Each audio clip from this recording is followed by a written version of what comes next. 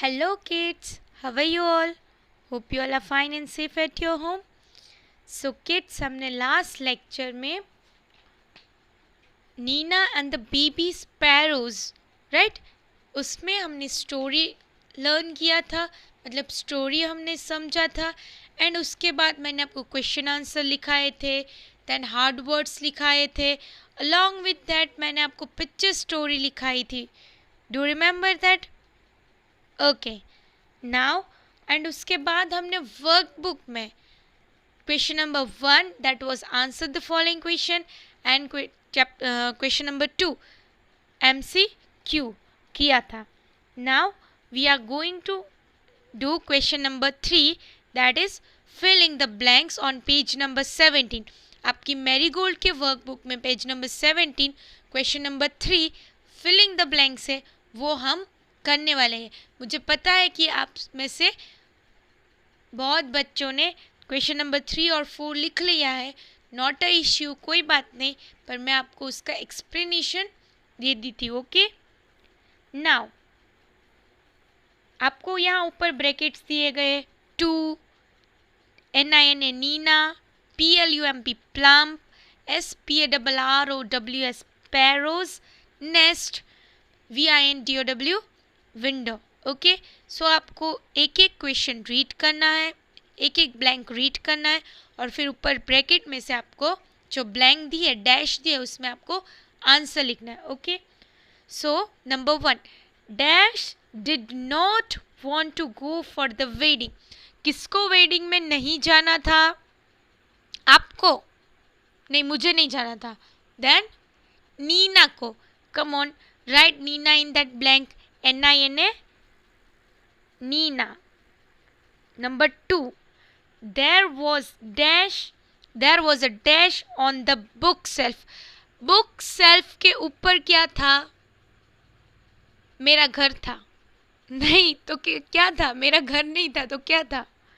Okay sparrows net था, उसका मतलब स्पैरो का घर था. Okay so there were sparrows nest. There was a sparrow's nest on the bookshelf. Number 3, there were dash baby sparrow in the nest. कितने baby sparrow थे nest में? 2. 3 नहीं थे, 2 थे ना. Okay so there were 2 baby sparrows in the nest. Number 4, mother suggested to leave the dash open. Mother ने क्या suggestion दिया कि क्या खोल के जाएंगे हम? दरवाजा घर का. तो विंडोज, खिड़कियां हम खुली रखेंगे. मदर ने ऐसे सजेशन दिया ना कि खिड़कियां हम खुली रखेंगे. नंबर 5, सो मदर 4 नंबर. ओके पहले वो रीड कर लेते हैं. Mother suggested to leave the window open. Okay now number 5, when Nina came back. Nina कब वापस आए? तब नीना जब वापस आए तब 2 dash little sparrows were flying all over the room. 2 dash birds, 2 छोटे छोटे स्पैरो, वो पूरे घर में फ्लाई कर रहे थे. सो वो 2 कैसे स्पैरो हो गए थे? पहले बेबी स्पैरो थे, लिटिल. अब वो कैसे हो गए थे? प्लम, मतलब एकदम हेल्दी लिटिल स्पैरो हो गए थे. हेल्दी, थोड़े बड़े हो गए थे तो वो छोटे ही, पर एकदम हेल्दी हो गए थे. So when Nina came back 2 plump little sparrows were flying all over the room. 2 छोटे छोटे एकदम हेल्दी स्पैरोज फ्लाई कर रहे थे रूम में. Got it? सो एक बार रीड कर लेते हैं हम नंबर 1 से. Number 1, Nina did not want to go for the wedding. Number 2, there was a sparrows nest on the book shelfs. Number 3, there was 2 baby sparrows in the nest. वहाँ 2 baby sparrow थे nest में. Number 4, mother suggested to leave the window open. मम्मा ने क्या suggestion किया? कि window open रखेंगे. Number 5, when Nina came back 2 plump little sparrows were flying all over the room. जब नीना वापस आए तो 2 लिटिल स्पैरो वो पूरे घर में घूम रहे थे. Okay now move to question number 4. Right true और फॉल्स. ट्रू स्टेटमेंट के सामने ट्रू लिखना है, फॉल्स स्टेटमेंट के सामने फॉल्स लिखना है. ओके, ट्रू मतलब राइट, फॉल्स मतलब wrong. So number 1, everyone was happy except Nina. सभी खुश थे, नीना नहीं थे, मतलब नीना के अलावा सभी खुश थे. दिस स्टेटमेंट इज ट्रू और false? Yes, this statement is true, because सभी खुश थे पर नीना खुश नहीं थी, बिकॉज वो उसके जो रूम के ऊपर जो बुक सेल्फ है उधर 2 स्पैरो थे, तो उसको छोड़ के नहीं जाना था, तो वो अपसेट थी, वो हैप्पी नहीं. तो this statement is true. Number 2, Nina's mother was upset because she did not buy anything. Nina के मम्मा अपसेट थे क्योंकि नीना ने कुछ भी नहीं खरीदा. Is it true statement? Yes, it is true statement, because Nina के मम्मा सच्ची में अपसेट हो गए थे क्योंकि नीना ने कुछ भी नहीं खरीदा और नीना अपसेट थी, इसलिए मम्मा भी अपसेट हो गए. So this statement is true. Number 3, there was a sparrows nest in Nina's room. Nina के रूम में स्पैरो का नेस्ट था. Is it true? Yes, it is true. TRUE, true. Then number 4, there was one baby sparrow in the nest. क्या वहाँ सिर्फ एक baby sparrow ही था? No, वहाँ कितने बेबी स्पैरो थे? 2. So there were 2 baby sparrow. यहाँ क्या दिया है? 1 baby sparrow. So this statement is false.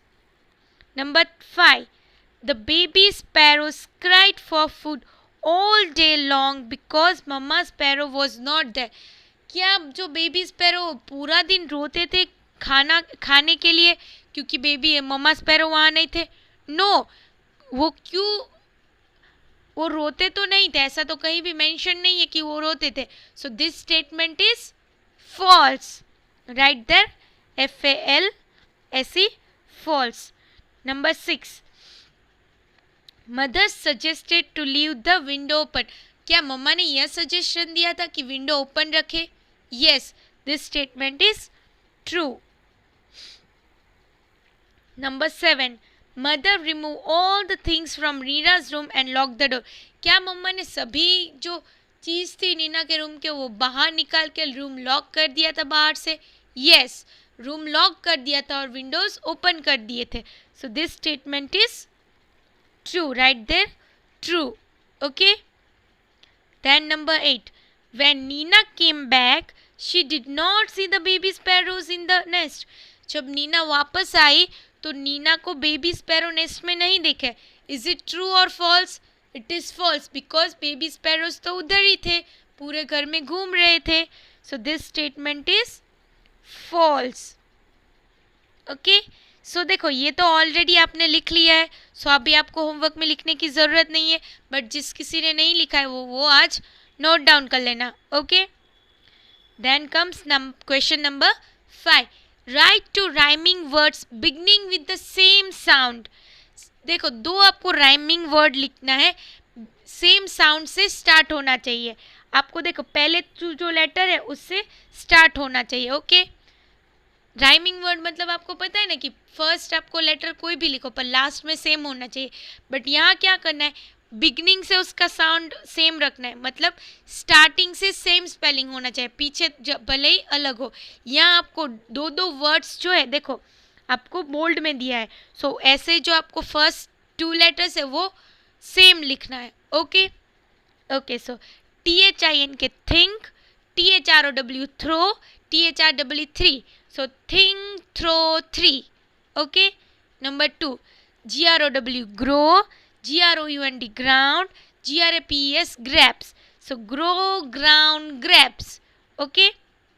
Then number 3, CHIN chain, CHIR chair, CHERRY cherry. Chain, chair, cherry. Okay. Number 4, HUG hug, HUG huge, HUT hut. Hug, huge, hut. Okay. Number 5, FOOL fool, FOOD food, FOOT foot. So fool, food, foot. Okay. Okay. Now move to page number 18. Look at the pictures and filling the blanks to describe them. ये हमने text book में भी किया है. Do you remember this? Okay, हम workbook में again करेंगे. And मैंने आपको बताया था डिस्क्राइबिंग वर्ड्स मतलब क्या होता है, उसका क्वालिटी दिखाता है, मतलब यस उसे डिस्क्राइब करता है, नाउन को डिस्क्राइब करता है, मतलब ये क्या है, एडजेक्टिव है. ओके, सो यहाँ आपको ब्रैकेट्स दिए हैं और उसके अकॉर्डिंग आपको फिलिंग द ब्लैंक्स करना है. ओके, सो फर्स्ट वन, ये किसका पिक्चर है, पहले तो पिकॉक का. पिकॉक कैसा होता है, ब्यूटीफुल. सो अ ब्यूटीफुल पिकॉक. ओके, ये कौन है, बॉय है. बॉय कैसा है, खुश है. चाइल्ड है, बच्चा है. ओके, चाइल्ड कैसा है, खुश है. सो अ हैप्पी चाइल्ड. ये किसका पिक्चर है, एलिफेंट. एलिफेंट कैसा है, बड़ा सा. It is the big animal. So a big animal. ये क्या है, रेड कलर का रिबन. कैसा कलर का है, रेड कलर का. सो अ रेड रिबन. ये मैन कैसे है, पतले पतले, तो थिन. पतले जो पतले पतले होते हैं उसे हम क्या कहते हैं, thin. A thin man. Okay, then ये पेंसिल दिख रही है, कैसी है, छोटी सी है.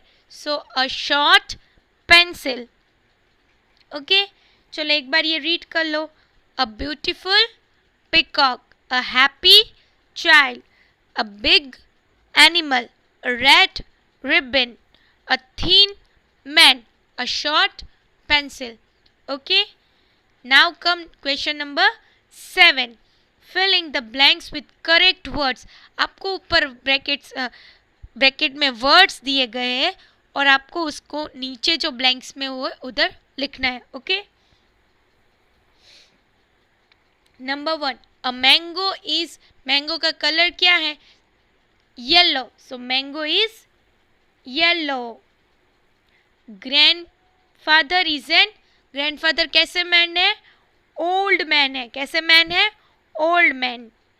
फिर I have a. कैसी पेंसिल है, new pencil. Number 4, my room is. मेरा रूम कैसा है, clean. Okay, then okay, move to page number 19. Number 5, ice cream is. Ice cream हमेशा कैसी होती है, ठंडी. So ice cream is cold. Number 6, Mohan is a. Mohan कैसा बॉय है, मोटा. So fat boy. Number 7, a mouse is a. Mouse कैसा एनिमल है, छोटा सा. So mouse is a small animal. Number 8, the sun is. Sun कैसा है, गोल है. So sun is round.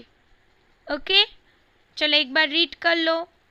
Number 1, a mango is a mango is yellow. Number 2, grandfather is an old man. Number 3, I have a new pencil. Number 4, my room is clean. Number 5, ice cream is cold. Number 6, Mohan is a fat boy. Number 7, a mouse is a small animal. Number 8, a sun is round. Okay, then comes question number 8. Question number 8 क्या है, number the jumbled sentences of the story to the correct order. या आपको एक story दी है but story के जो line है वो आगे पीछे दिया है, मतलब जंबल दिया है. आप जंबल वर्ड्स कैसे लिखते हो, आगे पीछे आपको लेटर्स दिए होते और फिर उसको आप अरेंज करके एक अच्छा मीनिंगफुल वर्ड बनाते हो. लाइक दिस ओनली आपको जंबल सेंटेंस दिया है. एक स्टोरी है और उसका जो सेंटेंसेस है वो जंबल दिया है, आगे पीछे दिया है. उसको आपको पहले नंबर देना होगा और फिर उसको आपको नीचे लिखना होगा. ओके, सो देखो पहले हम रीड करेंगे और फिर हम उसमें नंबर 1 2 3 ऑर्डर देंगे. Okay, after some days the ant so hunter aiming an arrow at the dove. थोड़ी दिन बाद एंट ने देखा कि एक हंटर है, वो उसका जो तीर है वो डव की तरफ निशाना किया था. So he bit the hunter's leg. इसलिए उसने हंटर के लेग पर काट दिया. वन डे एन एल फेल इनटू अ रिवर. एक दिन एक जो एंड है, मकोड़ा जिसे हम कहते हैं, वो पानी में गिर गया था. The end climb on the leaf and reach the bank safely. जो एंट है वो अब लीफ में आकर लीफ के ऊपर चढ़ गया और फिर वो बैंक मतलब जो रिवर होता है उसका जो जहाँ से हम रिवर का जो बैंक होता है, रिवर बैंक आपने सुना होगा ना, जो स्टार्टिंग पार्ट होता है रिवर का, जहाँ अब हम खड़े रहते हैं मोस्टली. सो वहाँ वो चलाया. किनारा पर रिवर का जो किनारा होता है ना उसको हम बैंक कहते हैं. ओके, सो वहाँ वो चला आया. The Hunter miss his aim and the Dove flu away. और फिर हंटर है उसने जो तीर उसके तरफ दिया था डव के तरफ, वो मिस हो गया और जो डव है वो उड़ गया. He took pity on the ant and threw down a leaf. उसे एंट पर दया आई और उसने एक पत्ता फेंका. The ant wanted to save the dove's life. एंट को डव की लाइफ बचानी थी. A dove sitting on a branch of a tree saw the ant drawing. एक डव जो पेड़ के ऊपर बैठा था उसने एक एंट को डूबते हुए देखा. ओके, सी मैंने भी आपको एक एक लाइन रीड करके समझाया, पर आपको क्लियरली इसका जो स्टोरी है वो माइंड में नहीं आया होगा, आपको समझ में नहीं आया होगा. सो इसको मैं 1 2 3 ऑर्डर में कन्वर्ट करूँगी और फिर मैं नीचे जब 1 by 1 लिखूँगी ना तब मैं आपको फिर से समझाऊँगी और फिर आपको समझ में आ जाएगा. ओके, सो फर्स्ट में आएगा one day an ant fail into a river. एक दिन एक जो कीड़ी है, मकोड़ा है, वो पानी में गिर गया था. Second is last one. देखो सेकेंड है a dove sitting on a branch of a tree so the ant drowning. एक डव जो पेड़ में बैठा था उसने एक एंट को देखा डूबते हुए. फिर third, he took PT on ant and through down a leaf. उसको एंट पर दया आई और उसने एक लीफ फेंक दिया नीचे, एक पत्ता फेंक दिया. Four, the ant climb on the leaf and reach the bank safely. फिर जो एंट है वो पत्ते पर चढ़ गया और वो रिवर के किनारे चला आया और वो बच गया. 5.